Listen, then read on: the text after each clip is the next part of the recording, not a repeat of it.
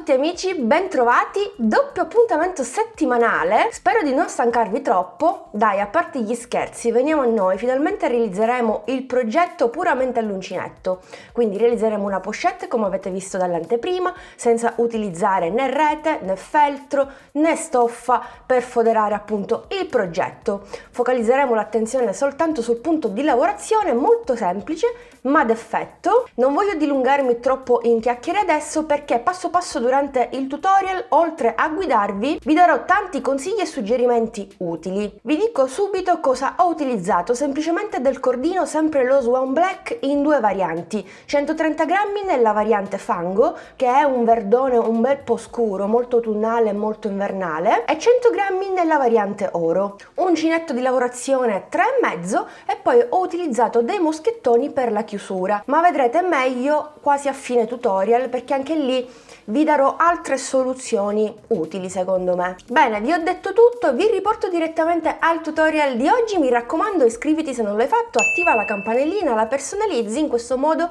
non ti perdi le prossime novità, i prossimi video tutorial. E a che ci sei, seguimi anche su Facebook e su Instagram per non perderti i vari retroscena. Per qualsiasi dubbio, informazione o chiarimento in generale, lo sapete, mi trovate qui sul canale, sui miei social o anche tramite email. Come sempre vi lascio tutti gli indirizzi utili, anche i link dei materiali sotto al video nel box informazioni, vi lascio tutto lì. A questo punto sigla!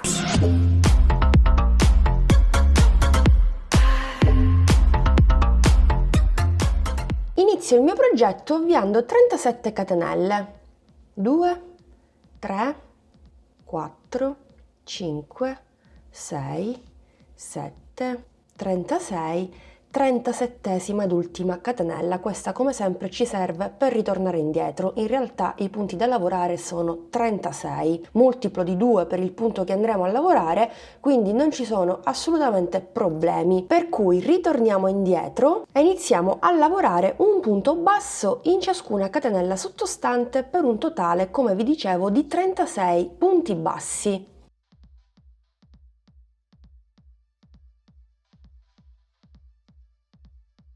E 36. Perfetto, prima riga completata, facciamo una catenella così siamo pronte per girare. Questo è il risultato, siamo a 25 cm di larghezza. Giriamo il nostro lavoro. Anche la seconda riga è semplicissima, andremo a lavorare un punto alto in ciascun punto sottostante per un totale di 36 punti alti. Come sapete vado a sostituire il primo punto alto con le 2 maglie basse. Potete fare anche le 3 catenelle, insomma, come preferite. Primo punto alto, prendo il filo, vado nel punto successivo e vado a lavorare un secondo punto alto, quindi chiudo le prime 2 e poi le altre 2. Filo sull'uncinetto, terzo punto, chiudo le prime 2 e le altre 2, filo sull'uncinetto, quarto punto, chiudo le prime 2 e le altre 2 e continuiamo così per tutta la riga.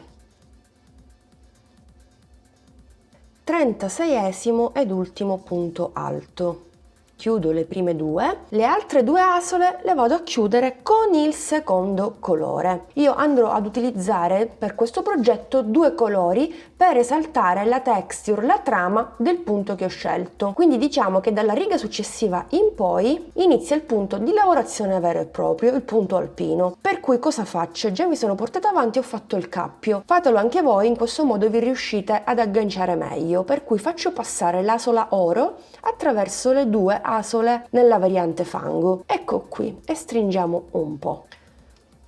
Vado a fare una catenella per alzare il lavoro e per girare il mio lavoro. La terza riga è anche semplice perché andremo a fare un'altra riga a maglia bassa. Vado a lavorare tutte le codine che ho dietro, mi inserisco sempre nel primo punto che è questo e vado a fare un primo punto basso. Ecco qui, secondo punto basso, terzo punto basso,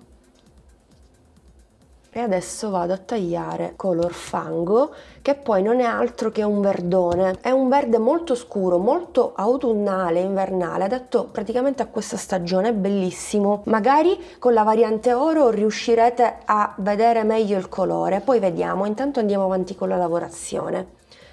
Quindi continuo e vado a lavorare i 36 punti. 36, perfetto. Ora facciamo una catenella, giriamo il nostro lavoro, chiaramente andremo a fare una riga a punto alto perché fino ad ora abbiamo alternato i due punti. Sì, sarà così, però alterneremo un punto alto, per cui nel primissimo punto facciamo un punto alto che io sostituisco con le due maglie basse. Poi faremo un punto alto a rilievo e lo faremo a rilievo sul punto alto della seconda riga. Cosa facciamo? Prendiamo il filo, saltiamo la riga precedente e andiamo in quella precedente ancora. Nella seconda abbiamo il primo punto alto.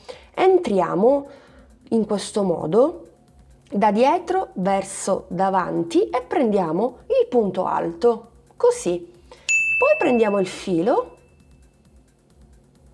e lo facciamo passare attraverso il punto alto, ci giriamo attorno, insomma, tiriamo bene le asole, le portiamo a livello del primo punto alto, riprendiamo il filo e chiudiamo sempre le prime due e le ultime due. Perfetto. E questo sarà il risultato, un punto alto normale, un punto alto a rilievo. E per tutta la riga alterneremo questi due punti e dobbiamo fare attenzione ad un particolare perché è facile cadere in tentazione e sbagliare. Dobbiamo lavorare il prossimo punto alto nel punto basso successivo, in questo, saltando quello che abbiamo dietro al punto alto in rilievo. Mi raccomando, questo qui non dobbiamo lavorarlo, altrimenti andiamo a realizzare una maglia in più, punto alto normale. Un consiglio che posso darvi è quello di contare sempre le maglie, devono essere sempre 36. Prendiamo il filo, andiamo al punto successivo, quindi questo, non andiamo nella maglia bassa ma al di sotto nel punto alto. Entriamo da dietro verso davanti, così. Prendiamo il filo e ce lo portiamo fuori. Lavoriamo attorno alla maglia alta sottostante, quindi tiriamo un po', portiamo tutte le asole a livello del punto alto precedente, prendiamo il filo, chiudiamo le prime due e le altre due. Prendiamo il filo e andiamo nel punto successivo, quindi non in questo perché già lo abbiamo lavorato, ecco perché vi dicevo è facile cadere in tentazione e lavorare questo punto. No, nel punto successivo, quindi qui entro, nel frattempo girate il lavoro e vedete che state saltando un punto, ma in realtà è stato lavorato. Andate nel successivo, chiudiamo le prime due asole e poi le altre due. Quindi continuiamo filo sull'uncinetto, passiamo al punto successivo e andiamo al di sotto, da dietro verso il davanti. Prendiamo il filo, lo facciamo scorrere, chiudiamo le prime due e poi le altre due. Un altro consiglio che posso darvi è di lavorare in maniera davvero morbida, non tirate troppo il filo, altrimenti si piega così a metà. Lavorate in maniera morbida, anche perché per esempio io sto utilizzando il cordino, però se fate questo progetto con la lana, perché potete farlo, andate tranquille, già la lana è morbida di suo, non avrete problemi di tensione durante il lavoro. Prendo il filo, punto successivo, un punto alto e andiamo avanti così per tutta la riga.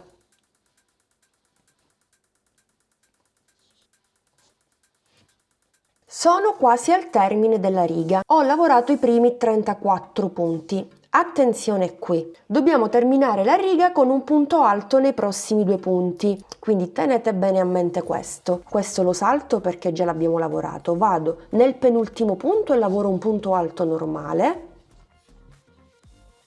lo stesso nell'ultimo punto, un punto alto normale. Adesso vado a cambiare il colore e lo faccio passare attraverso le due asole. Stringiamo bene, mi raccomando, catenella.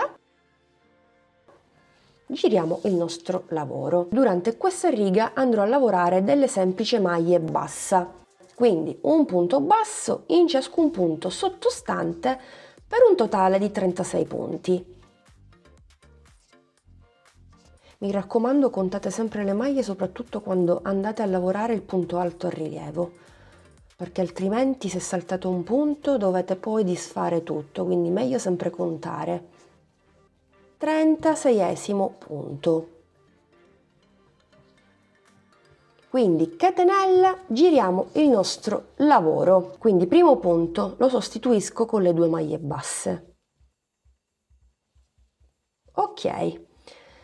Adesso qui è semplicissimo. Punto successivo, dove c'è il punto alto in rilievo, andiamo a fare un punto alto normale. E qui, come notate, abbiamo 2 punti alti consecutivi. Quello che vi dicevo poco fa abbiamo terminato con 2 punti alti consecutivi. Anche in questo caso iniziamo con 2 punti alti consecutivi. Perché? Perché dove c'è il punto alto in rilievo, nella riga sottostante, andiamo a fare un punto alto. E dove c'è il punto alto normale, al di sotto, andiamo a fare il punto alto in rilievo. Quindi cosa succede? Che praticamente invertiamo i punti di lavorazione. Riprendiamo il filo e andiamo nel punto alto normale sottostante lavorato in precedenza. Entriamo sempre da dietro verso il davanti, prendiamo il filo e lo facciamo scorrere, portatelo sempre a livello delle altre asole. Chiudiamo le prime 2 e poi le altre 2. Punto alto successivo. Punto basso, entriamo, qui come notate saltiamo solo un punto, ma in realtà lo abbiamo già lavorato, andiamo nel successivo. Punto alto normale. E di nuovo, filo sull'uncinetto, punto alto successivo, andiamo a lavorarlo a rilievo, entriamo da dietro verso il davanti, prendiamo il filo, lo facciamo scorrere, così, chiudiamo le prime 2 e le altre 2. Filo sull'uncinetto, saltiamo un punto e andiamo nel successivo. E di nuovo filo sull'uncinetto, punto sottostante, punto normale, quindi punto alto in rilievo. Prendiamo il filo e lo facciamo scorrere. Chiudiamo le prime 2 e le altre 2. Ecco qua, guardate che intreccio, guardate che spettacolo. La texture è bellissima. E continuiamo così per tutta la riga. Io spero vivamente che tutto sia chiaro, penso che mi sto soffermando bene sul punto, quindi non dovreste avere grossi problemi anche qui. Siamo nuovamente al termine della riga e adesso vedrete che tutto torna. Dove c'è il punto alto in rilievo andiamo a lavorare il punto alto normale. Ci rimangono gli ultimi 2 punti e qui avevamo terminato la riga con 2 punti alti consecutivi. Adesso, filo sull'uncinetto, andremo a lavorare attorno al penultimo punto alto e faremo un punto alto a rilievo, 1 e 2, e termineremo con un punto alto normale.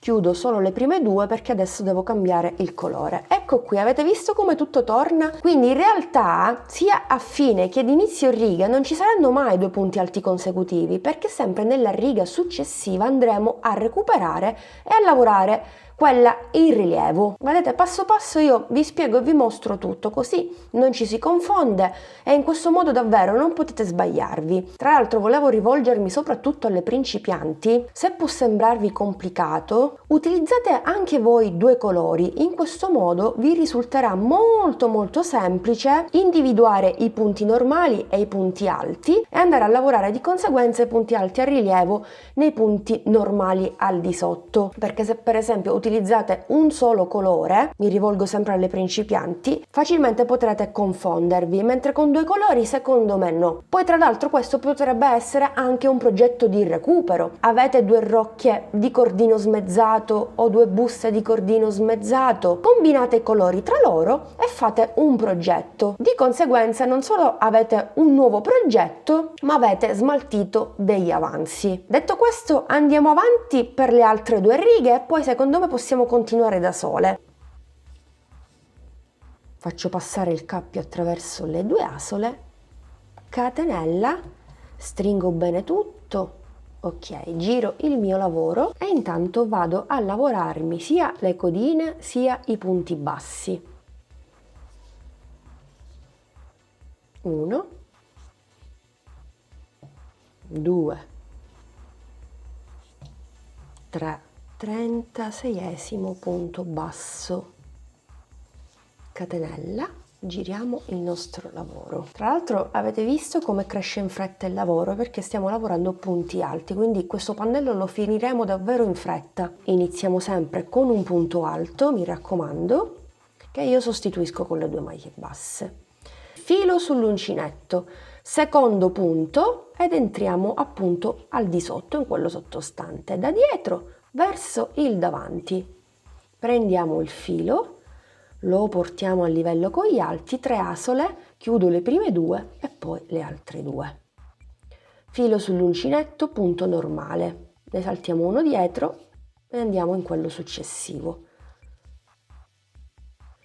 Filo sull'uncinetto, tra i due punti in rilievo c'è questo normale, ecco qui, lo prendiamo e lo andiamo a lavorare a rilievo, 1 e 2. Filo sull'uncinetto, punto successivo, un punto alto normale. Filo sull'uncinetto, punto alto normale, punto alto in rilievo attorno, 1 e 2. E così via per tutta la riga.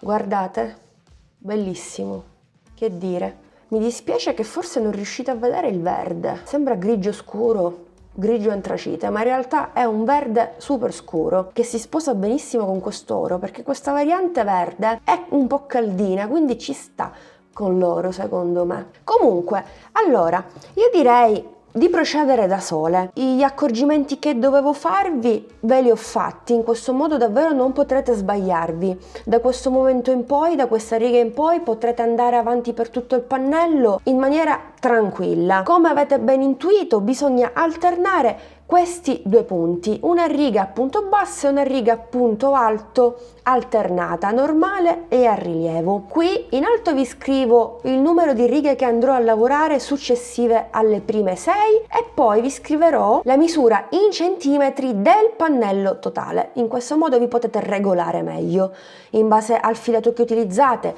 cordino, lana, cotone e così via. Il numero di righe cambia, varia, è chiaro, però la misura in centimetri resta comunque la stessa. Nel caso utilizziate materiale diverso al mio, regolatevi sempre con la misura in centimetri. Quindi vi riporterei direttamente al pannello finito.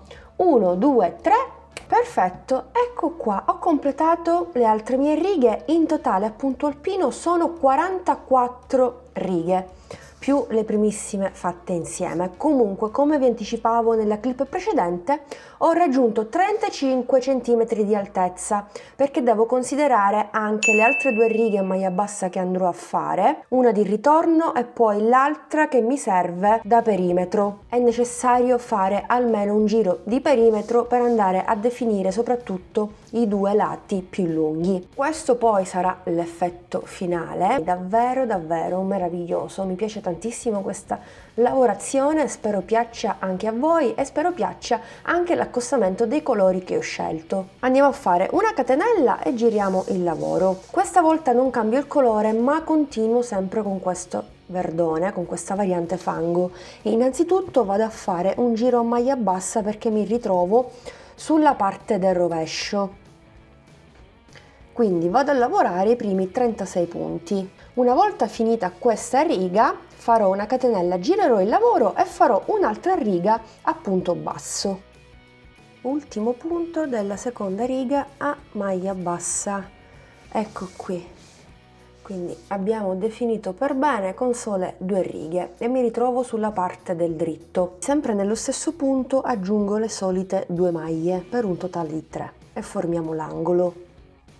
Mi inserisco al centro e come notate io sempre prendo le 2 asole, le 2 maglie che mi ritrovo, così non si dilata la lavorazione. Primo punto. Passo al punto successivo e faccio 2 punti, poi passo alla riga successiva oro e faccio un punto, riga successiva oro, un altro punto. Per ciascuna riga andrò a lavorare 2 punti nella riga oro, 2 punti nella riga verde.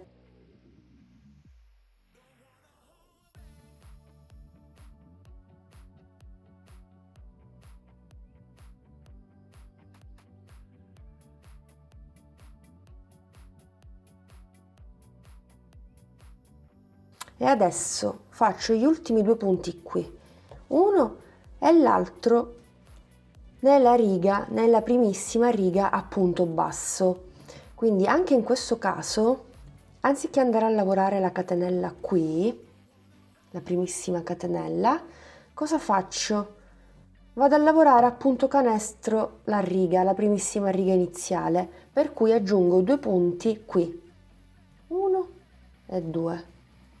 Ok, e vado a definire la parte inferiore iniziale. Quindi anziché puntare l'uncinetto nella catenella, questa qui, vado al di sotto. Il primo punto l'abbiamo fatto, punto successivo, secondo, sono sempre 36 punti. Quindi 3, 4, 36esimo punto. E qui abbiamo il nodino della primissima catenella iniziale. Aggiungiamo 2 punti per un totale di 3, terzo angolo. Perfetto. E procedo per l'ultimo lato e praticamente abbiamo finito il giro di perimetro. Anche qui adotto la stessa tattica di prima, 2 punti per ciascuna riga. Vanno più che bene perché considerate, cioè in realtà dovrebbero essere magari 3 punti, però se provate a fare 3 punti sono troppe maglie, va a finire che un punto va sopra l'altro, ho già fatto la prova. Con 2 maglie ho trovato il giusto compromesso, perché? Perché dovete considerare che alla fine il punto alto fatto a rilievo è come se venisse fatto a punto canestro, quindi anche se c'è la riga a punto alto che vale per 2 punti e la riga a maglia bassa, io conto sempre per questo motivo 2 punti per ciascuna riga. Vado nella riga successiva e faccio il primissimo punto, vado in quella oro, un punto qui e un punto subito dopo. Io qui tra l'altro mi ritrovo una maglia bassa sull'altra, quindi vado a fare un punto nella prima maglia bassa e un punto nell'altra. Questo è un altro motivo per cui inizio sempre con un punto basso sull'altro quando devo sostituire il punto alto. Ok, dai, terminiamo l'ultimo lato insieme, quindi 1, 2, qui facciamo un punto basso nella riga punto basso e dove c'è il punto basso iniziale, quindi qui vado a fare soltanto un punto, più un punto sono 2 punti. Adesso stacchiamo il filo, sfiliamo, ci aiutiamo con un ago e la seconda maglia bassa centrale la andiamo a sostituire con una sola di chiusura, quindi mi inserisco nel primo punto, vado al centro dell'ultimo punto e voilà. E così ho anche qui 3 punti. Perfetto, il nostro pannello è così pronto. Basta andare a cucire i 2 lati, applicare una chiusura e il gioco è fatta. La pochette è pronta, senza rete, senza fodera, senza niente. Vi do anche le misure finali. Il pannello alla fine misura 27 cm di larghezza per 36 cm in altezza. Per questo passaggio ci servirà dell'ago e del cordino che ho già tagliato, sia per un lato che per l'altro lato. Andrò a cucire esattamente a questa altezza qui, così diciamo che la pochettina è un po' spaziosa, io lo sapete, preferisco che il progetto sia spazioso, quindi siamo a 14 cm, però io non cucirò sulla parte del dritto, cucirò sul rovescio. Perché? Perché in questo modo non solo non si vedrà la cucitura all'esterno, ma il progetto acquisirà un po' di profondità, che a me non dispiace mai avere un po' di profondità nelle borse, nelle pochette. Quindi cosa faccio? Qui mi trovo sulla parte del dritto, ce ne accorgiamo perché c'è tutta la trama di lavorazione. Faccio in questo modo, ripiego sul rovescio, vado a bloccare con una molletta il lato opposto così qua non si muove nulla, sistemo la lavorazione, quindi tutto è perfettamente allineato. Qui c'è l'angolo, questo angolo coincide praticamente con questa maglia, per cui sicuramente andrò a bloccare queste due maglie, ma prima di farlo vado a bloccarmi un po' il cordino tra le maglie. Lo faccio passare attraverso qualche maglia, ok, poi faccio un bel nodino qui e lo blocco del tutto. Come sempre sbuco fuori dall'angolo, però prendo soltanto l'asola più esterna, non quella interna. Vado a prendere soltanto l'asola esterna anche del pannello e dentro. Quindi ripasso un'altra volta e inizio a cucire. Quindi passo alla maglia successiva e alle altre maglie. E prendo sempre le asole più esterne, poi tra l'altro le vedete, sono queste qua, basta che passate con l'ago, le prendete subito.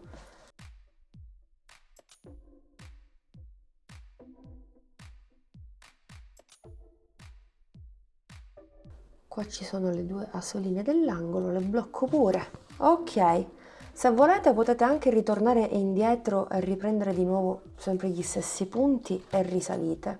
Altrimenti, se ritenete opportuno che va bene così, perché comunque la cucitura è ben salda, guardate, andate a fare un bel nodino.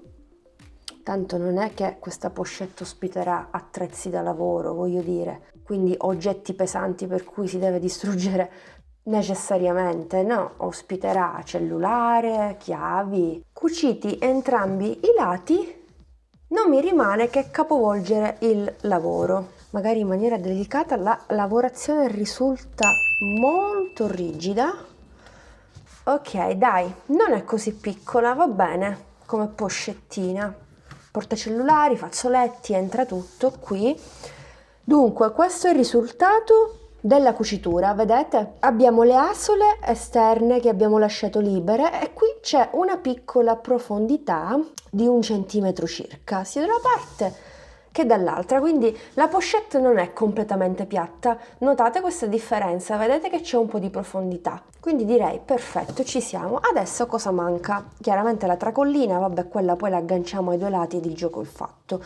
Qui manca una chiusura, carina, Allora, qui manca una chiusura, dicevo, ci possiamo sbizzarrire, possiamo utilizzare tutto quello che abbiamo a disposizione a casa. Adesso io vi farò vedere una serie di accessori da poter fissare in questo progetto. Possiamo sicuramente utilizzare una semplicissima chiusura a cartella, di quelle che ho utilizzato ultimamente. Ecco qua, vi faccio una piccolissima dimostrazione, così magari potete decidere che chiusura applicare, e questo sarebbe il risultato, per cui facciamo finta che abbiamo scelto la chiusura a cartella e direi non male, ci sta bene. Possiamo utilizzare dei bottoni magnetici, basta mettere un bottone magnetico qui e le loro metà dall'altra parte ed il gioco è fatto, oppure uno solo al centro. In questo caso meglio i bottoni con i 4 fori da cucire direttamente sulla lavorazione. Se casomai non li avete e avete soltanto queste con le alette, c'è sempre la soluzione al problema.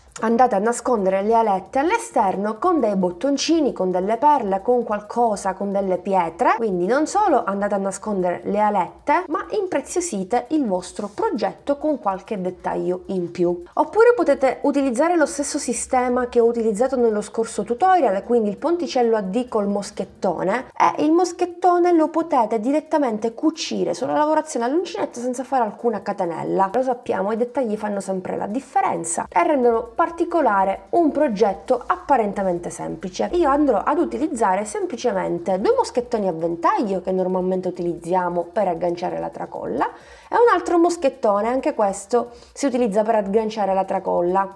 quindi come finale da catena. Volendo, questi possono essere utilizzati anche qui. Basta cucirli su un laterale, come notate abbiamo lo spessore, la profondità giusta, ci agganciamo, andiamo a cucire con ago e filo e prolunghiamo la nostra tracolla. Questa potrebbe essere anche un'altra idea.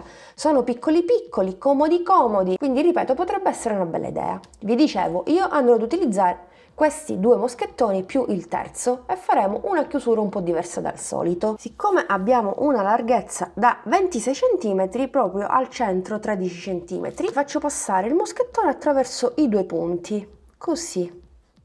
E guardate che bel dettaglio sulla parte centrale, molto semplice ma direi d'effetto, già ha un suo perché. Qui vi do un'altra idea, andare a realizzare una serie di catenelle, quindi una lunga catenella, poi qui andate a tagliare con l'accendino, fermate il cordino, la catenella è lunga 1 metro. Penso che possa bastare, comunque possiamo agganciarla semplicemente così, facciamo passare la lunga catenella, facciamo un nodo, far passare il cordino in questo modo e bloccare. Questa potrebbe essere un'idea fattibile. Oppure fare un nodo di questo tipo, anche 2 passate, e andarla a chiudere in questo modo. Ok, adesso ci siamo. Intanto ho sistemato meglio l'altro moschettone, ho preso per bene le 2 maglie, adesso sì che siamo più stabili. Quindi dicevo, l'altro moschettone, allora uno lo metto semplicemente all'interno, lo faccio passare attraverso e questo va a chiudere l'altro. Quindi apriamo semplicemente il moschettone e chiudiamo così la nostra pochette. E questo poi sarà il risultato finale. L'ho imbottito all'interno anche per farvi vedere comunque le dimensioni reali della pochette. Quindi è lunga 26 cm e alta 15 cm e mezzo. Adesso per completare l'opera basterà mettere una semplice tracollina catenina, questa che ho io ha i moschettoni, quindi benissimo posso agganciarmi anche qui. Potrebbe sembrare precario, comunque se tirate vedete che è abbastanza resistente. Questo qui poi sarà il risultato finale della pochettina. Il punto è davvero wow, mi dispiace che non si riesce a percepire dalla fotocamera. Come sempre sia foto che video o clip non rendono mai giustizia ai progetti. Comunque dal vivo è davvero molto d'effetto, anzi se provate poi a replicare questo progetto vi accorgerete che ciò che dico è davvero la realtà. Poi se vogliamo possiamo completare il progetto con altri accessori, per esempio io mi ritrovo questi piedini nella variante oro, sono i piedini che si mettono sotto il fondo della borsa. Potremmo utilizzarli se li avete, oppure delle borchie, insomma. Possiamo inserirli qui, basterà aprire semplicemente le alette e decoriamo davvero in maniera semplice, senza fatica, la nostra pochette. Ecco qui, e già come notate ha un altro aspetto. Potete arricchire il progetto proprio in base ai vostri gusti, in base alla vostra creatività. Io come sempre vi do una guida da cui partire, poi chiaramente sta a voi personalizzare il progetto in base ai materiali che avete a disposizione, in base ai vostri gusti, in base alle vostre esigenze. Come ogni video compaio sempre alla fine perché siamo giunti al termine anche di questo video tutorial. Io spero che il progetto e il video vi siano piaciuti, vi aspetto come sempre giù nei commenti, fatemi sapere una vostra opinione, cosa ne pensate, insomma, per qualsiasi dubbio, informazione o chiarimento rimango sempre disponibile, lo sapete, tutti i link utili li trovate giù sotto al video nell'info box. Come sempre vi ringrazio per essere stati anche oggi in mia compagnia, vi do l'appuntamento al prossimo video tutorial che come sempre vi consiglio di non perdere. Un bacino a tutti!